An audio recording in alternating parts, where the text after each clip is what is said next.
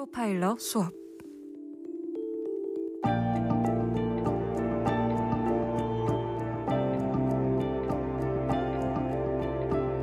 매주 화요일마다 뉴스 하이킥에선 특별한 수업이 열립니다. 프로파일러의 시점에서 사건을 날카롭게 들여다보는 프로파일러 수업. 오늘의 수강생, MBC 라디오 북클럽 진행자이자 북튜버로 활동 중인 김겨울 작가입니다. 어서 오세요. 네, 안녕하세요. 김겨울입니다. 네, 오늘 수업도 유튜브로 함께 할 수 있죠? 네, 프로파일러 수업은 유튜브 라이브로도 생중계되고 있습니다.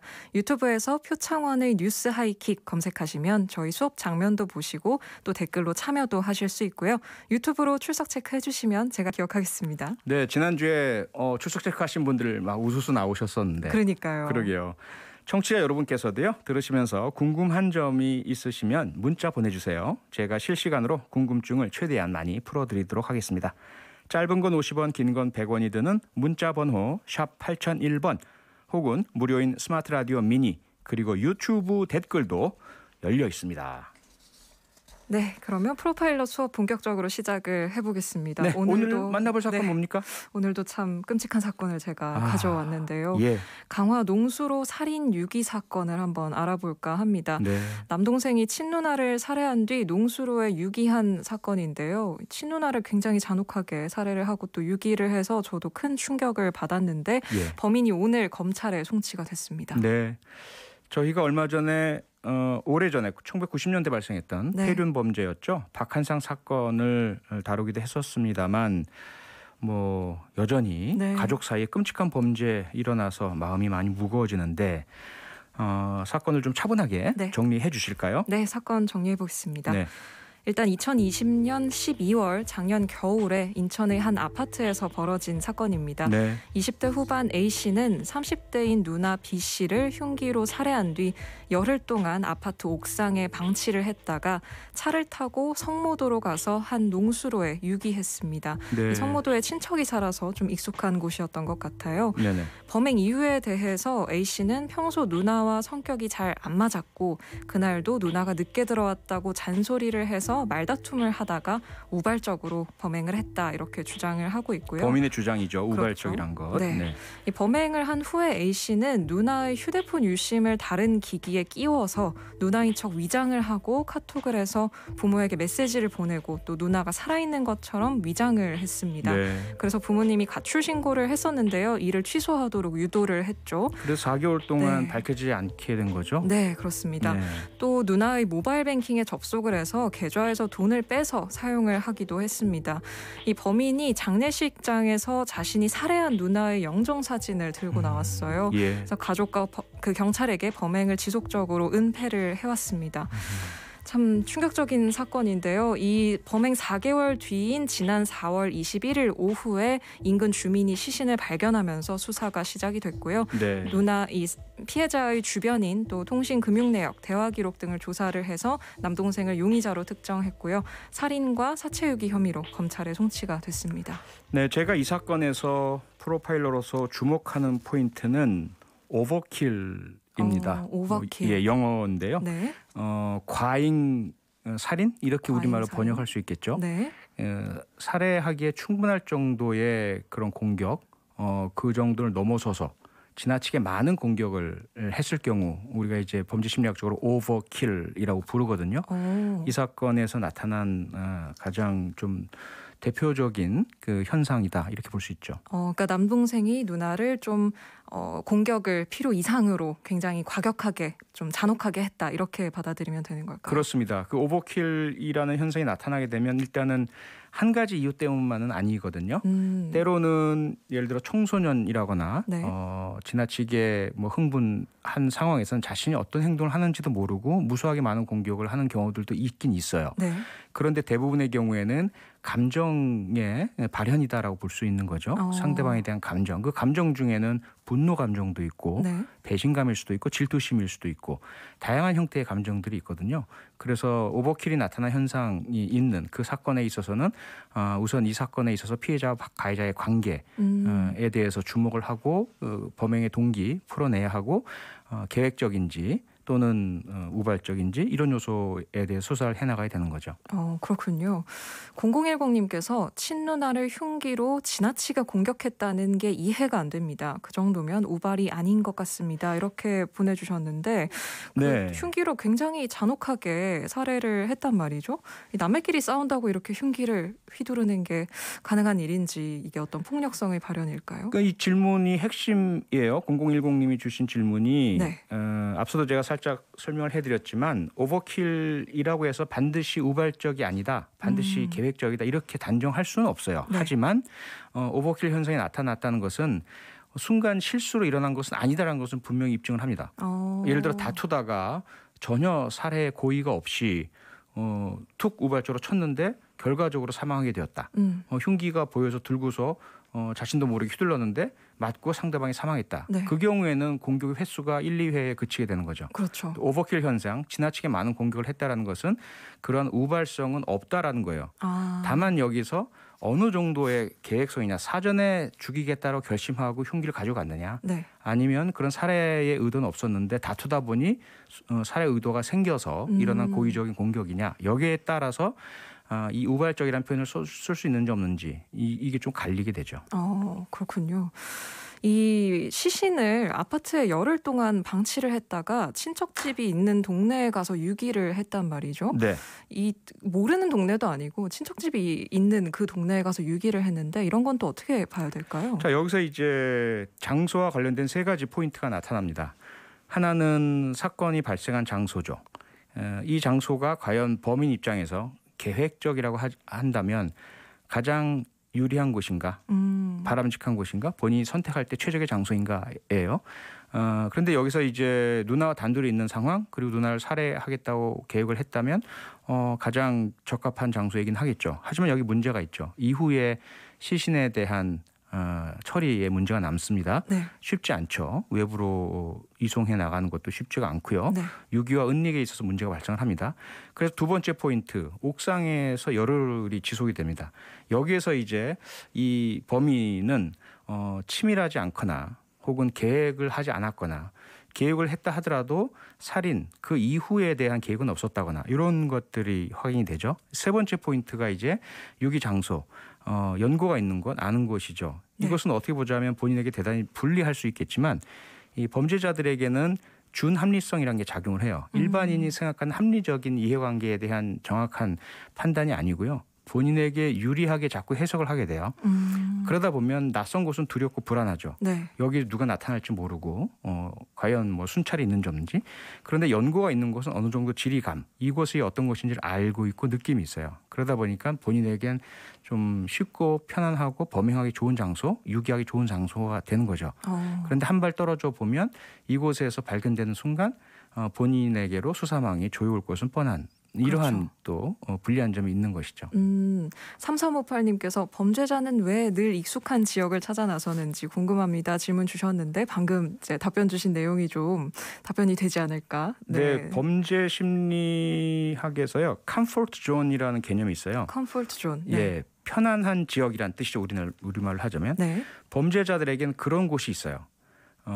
연쇄살인범들도 본인이 선호하는 장소가 있어요. 일반인들은 싫어하는 곳일 수가 있는데 범인에게는 범행하기 좋은 곳 또는 숨어 다닐 때도 자기가 편안하게 느끼는 곳을 찾아다녀요. 그것을 컴포트 존이라고 하는데 네. 대개 도망자들, 도주자들 혹은 시신이나 범행 도구를 인멸하고 은닉하려는 자들은 자신이 언젠가 가봤던 곳, 아는 곳 이런 곳에서 편안한 느낌을 받기 때문에 그런 곳을 선호하는 경향들이 좀 있죠. 미니에서 김진희님께서요. 우발적 범죄라기엔 너무 잔혹하네요. 사이코패스 아닐까요? 이렇게 질문 주셨는데 이 조사를 해봤더니 사이코패스 성향은 없다 이렇게 경찰이 파악을 하고 있습니다. 같은 의견이신가요? 네, 일단 그 사이코패스에 대해서는 현재 PCLR이라고 해서요. 캐나다의 로버트 헤어라는 교수가 개발한 평가 도구를 사용을 하는데 네. 현재 경찰 프로파일러들 그리고 검찰의 심리분석 요원들이 이 도구에 의해서 평가를 합니다.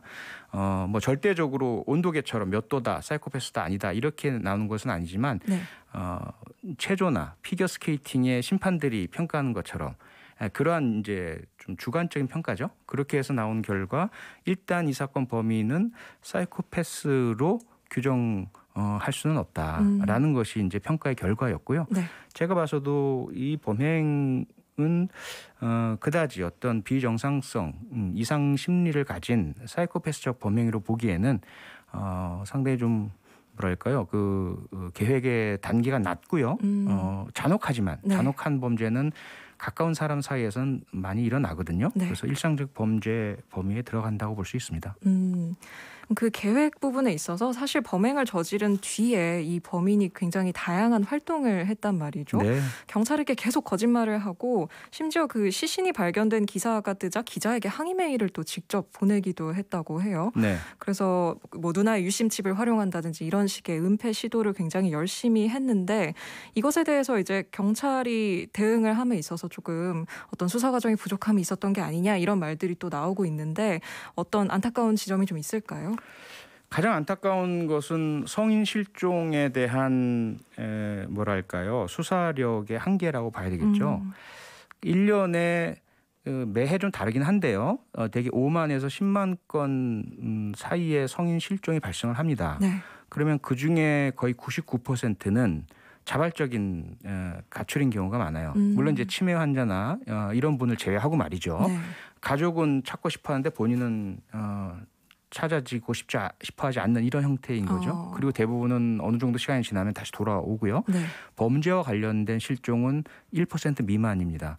그러면 이 사건 같은 경우에 동생이 누나랑 카톡 이렇게 주고 받았어요. 사실은 부모님께 들킬까 봐 남자친구랑 외박하고 이런 것들 숨기려고 지금 연락이 안 된 거니까 경찰관 형사님들 안심하세요. 가족 간의 문제이고 동생이 나서서 이렇게 얘기를 하는데 그 10만 건 넘는 성인 실종 중에 이 사건을 특히 범죄 혐의점이 있다고 볼 상황은 아니었던 것 같아요. 결과적으로 봤을 때는 경찰에서 우리가 속았다라는 표현을 썼고 네. 동생의 거짓말을 그 당시 간파해내지 못한 것에 대한 좀 자책을 경찰은 하고 있지만 네. 사실 쉽지 않습니다. 그렇게 가족 구성원이 이야기를 했을 경우에요. 네네. 그나마 그래도 시간이 흘렀지만 시신이 발견되고 살인사건 이미 확인이 되었고 결국 기소를 하게 돼서 다행인 것 같아요. 그렇군요. 이렇게까지 경찰을 혼란시키는 은폐 사례가 있나요? 늘 범죄자들은 일부를 제외하고는 네. 자수하지 않고 범행을 은폐하고 이 범행의 책임으로부터 벗어나려고 하죠. 아마 기억하시는 분들 많으실 텐데 의사가 자기의 만삭 아내를 살해하고 네. 그 이후에 범행 현장에 그대로 있으면서 출동한 경찰에게 아내가 욕실에서 미끄러져서 저렇게 이상 자세가 잘못된 상태에서 숨을 못 쉬어서 질식사했습니다. 의사다 보니까 네. 경찰관들 앞에서 의학적 지식으로 막 얘기를 하니까 그대로 넘어갈 뻔했죠. 그리고 본인이 PC방에 가서 상당 시간을 보내면서 알리바이를 사망 추정 시각쯤에는 자기는 그 장소에 없었다라는 것을 주장하기도 하고 여러 가지의 그런 조작과 또 장인 장모의 연락을 받지 않는 네. 이런 행동이라든지 그런 일들은 늘 발생을 해요. 문제는 경찰은 이러한 예상하기 어려운 거짓과 조작을 해치고 뚫어내고 진실을 발견해야 하는 숙제를 안고 있는 거죠. 그런 경우에 이렇게 적극적으로 범죄 은폐를 하려고 하는 경우에 그런 부분에 있어서 뭐 가중처벌이 되거나 그런 부분이 있나요? 결과적으로는 가중처벌 요소가 되는 거죠. 반대로 쉽게 내가 했습니다라고 자수하면 자수 감경이라고 해서 형을 감경해줘요. 처벌을 약하게 주죠. 네. 완화해주죠. 하지만 끝까지 자신의 범행을 숨기려고 하고 조작하려고 하고 하게 된다면 현장 조작, 증거인멸 이런 것들을 하면 후회 반성의 여지가 없는 것으로 보고 네. 가중 요소가 되게 되죠. 미니에서 김채연님께서요. 사람이 공격을 하다 보면 감정이 더 흥분되고 격해진다고 하던데 그럴 수도 있나요? 이렇게 질문 주셨습니다. 그런 현상이 현장에서 나타나기도 해요. 그러니까 평상시 공격성이 많은 사람이 있고 그렇지 않은 사람이 있고요. 네. 이것은 이제 성장 과정상의 영향 요인에 따라 달라지는데 범행 현장에서 흥분을 하게 되면 어떤 이유에서건 네. 자신도 모르는 사이에 그게 자신이 두렵고 불안해서일 수도 있어요. 또 하나는 처음 해보는 것이다 보니까 그 사이에 통제력을 잃게 되는 경우도 있고요. 네. 그래서 흉기를 손에 들지 않는 것이 가장 좋은 방법입니다. 그런 상황에 처할 경우에 본인도 본인의 통제력을 잃는 경우들이 나타나게 됩니다. 네. 3356님께서요. 너무 안일한 수사가 아니었는지요. 피해자가 너무 불쌍합니다. 경찰의 무능을 범인의 대단함 때문인 것처럼 하려는 건 아닌가요? 이렇게 비판 의견 주셨습니다. 범인을 대단하다고 본 견해는 전혀 없고요. 경찰 측이든 어느 쪽이든 범인의 치졸함 네. 그리고 사악함이라고 할까요? 네네. 친동생인데 누나와의 그 누나 휴대전화에서 유심칩을 빼가지고 카톡을 주고받은 것인 것처럼 꾸며서 네. 부모도 속였잖아요. 그렇죠. 부모까지도 그래서 실종을 철회했고요. 네. 그런 상황에서 사실 이 사건만은 아니라 무수하게 많이 발생하는 사건 중에 네. 경찰이 이 동생이 거짓말을 하고 있어라고 직감적으로 알아채고 수사를 계속 해나간다. 그것도 쉬운 일은 아니에요. 그래서 물론 결과론적으로 봤을 때 4개월이나 지나게 된 것은 문제이긴 하지만 네. 경찰관도 인간이고 인간으로서 뭐 실수나 고의에 의한 잘못이 지금은 확인되지는 않거든요. 이 부분은 좀 너그럽게 봐주셔야 되지 않나 싶어요. 8698님께서요. 항상 이런 의견이 나오는데 우리나라 강력범죄 처벌이 너무 낮지 않나요? 처벌이 높으면 범죄율도 떨어지지 않나요? 이렇게 질문 주셨는데 이 사건의 경우에 법적 처벌이 어느 정도 수준이 될지 또 이 의견 어떻게 보시는지 궁금합니다. 네, 두 가지인데요. 네. 우선 즉답을 드리자면 처벌이 높다고 범죄율이 떨어지진 않습니다. 여러 나라에서 실험을 해봤어요. 조사도 해보고 형량을 높인 다음에 그 전과 강력범죄가 과연 덜 발생하는지 그렇지 않았고요. 두 번째, 그럼에도 불구하고 범죄 예방 효과는 별개로 피해자가 입은 손상 그리고 범인의 그런 범죄성, 잘못한 행위에 대해서 적절한 처벌이 내려져야 하죠. 네. 그런데 일부 범행에 있어서 특히 강력범죄가 그동안 우리나라에서 너무 처벌이 약했다라는 부분은 있어요. 네. 그래서 모든 범죄의 형량을 높일 필요는 없지만 이런 반인륜적 범죄라든지 성범죄라든지 약자 대상 범죄라든지 믿고 있는 신뢰 대상 범죄 이런 경우에는 좀 강하게 처벌을 해야죠. 네. 유튜브 멋진 만남님께서 최근에 왜 이런 유사한 일들 많이 생기는지 걱정입니다. 의견 주셨고요. 9269님 가정의 달에 범죄자의 부모님 심경 어떨까요? 불효도 그런 불효가 없네요. 이렇게 의견 주셨습니다. 3356님께서 이 사건이 많이 묻히는 것 같아서 속상했는데 이렇게 다뤄주셔서 감사합니다. 꼭 강력한 처벌이 이뤄졌으면 좋겠습니다. 이렇게 의견 주셨습니다. 네, 여러분들의 관심이 너무 감사합니다. 관심을 가져주시기 때문에 사법부에서도 좀 더 중하게 볼 거고 네. 형량도 충분히 높게 나오리라 예상을 합니다. 네. 네, 오늘 수업은 여기까지 하겠습니다. 프로파일러 수업 지금까지 프로파일러 수강생 김겨울 작가와 함께했습니다. 수고 많았습니다. 감사합니다. 평일 저녁 6시 5분에 여러분을 찾아갑니다. MBC 라디오 표창원의 뉴스 하이킥.